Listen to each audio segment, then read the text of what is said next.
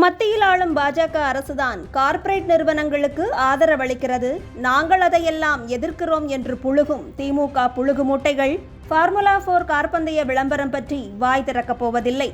சென்னையில் நடக்க இருக்கும் இந்த கார்பந்தயத்திற்கு கோடிக்கணக்கில் கார்ப்பரேட் நிறுவனங்களின் ஸ்பான்சர்ஷிப் கோரப்பட்டிருக்கிறது.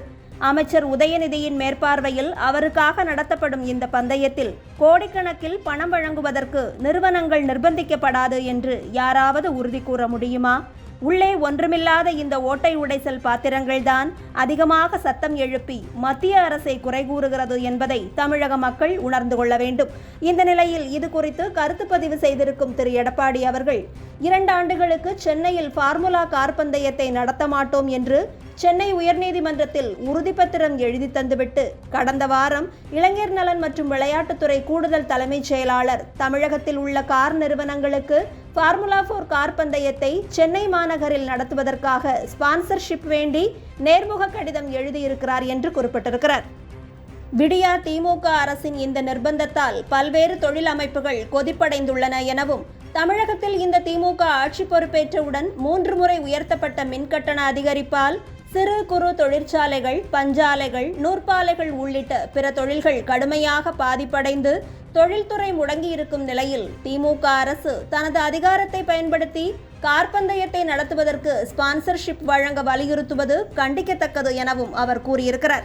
கோடிக்கணக்கில் சம்பாதிப்பதற்காக மட்டுமே அரசியல் பிழைப்பு நடத்தும் இவர்களது ஆட்சியின் குறைகள் குறித்து தற்போது நீதிமன்றம் தொடர்ச்சியாக கேள்வி எழுப்பி வருவதும் குறிப்பிடத்தக்கது. பள்ளிக்கல்வித்துறையில் ஆசிரியர் அல்லாத பணியிடங்களுக்கு மாதம் 6000 ரூபாய் சம்பளம் நிர்ணயம் செய்தது எப்படி என்று உயர்நீதிமன்றம் தமிழக அரசை கேள்வி கேட்டிருக்கிறது. அது மட்டுமல்லாமல் அரசே குறைந்தபட்ச ஊதியமாக 6000 என்று நிர்ணயித்த போது அரசு செயலாளர் அதை கவனிக்க வேண்டாமா? கண்ணை மூடிக்கொண்டு அரசாணையில் கையெழுத்திடுவதா எனவும் சுட்டிக்காட்டியிருக்கிறது. மாதம் 6000 சம்பளம் என்றால் ஒரு நாளைக்கு 200 ரூபாயை வைத்துக்கொண்டு தற்போதைய பொருளாதார சூழலில் ஒருவர் வாழ்க்கை நடத்த முடியுமா எனவும் நீதிபதிகள் கேள்வி எழுப்பியுள்ளனர். இது தொடர்பாக அரசு தரப்பில் விரிவான பதில் மனு தாக்கல் செய்ய வேண்டும் என்று சென்னை உயர்நீதிமன்ற மதுரை அமர்வு உத்தரவிட்டிருக்கிறது. இவ்வளவு தில்லுமுல்லுகளுக்கு மத்தியில் இங்கிலாந்து எம்பி அவர்கள் நாட்டு சபையில் வைத்து ஸ்டாலினுக்கு நன்றி கூறினார் என்று செய்தி வெளியிட்ட நியூஸ் 7 ஊடகம் உடனடியாக எழுந்த விமர்சனங்களை அடுத்து அந்த செய்தியை நீக்கியிருக்கிறது.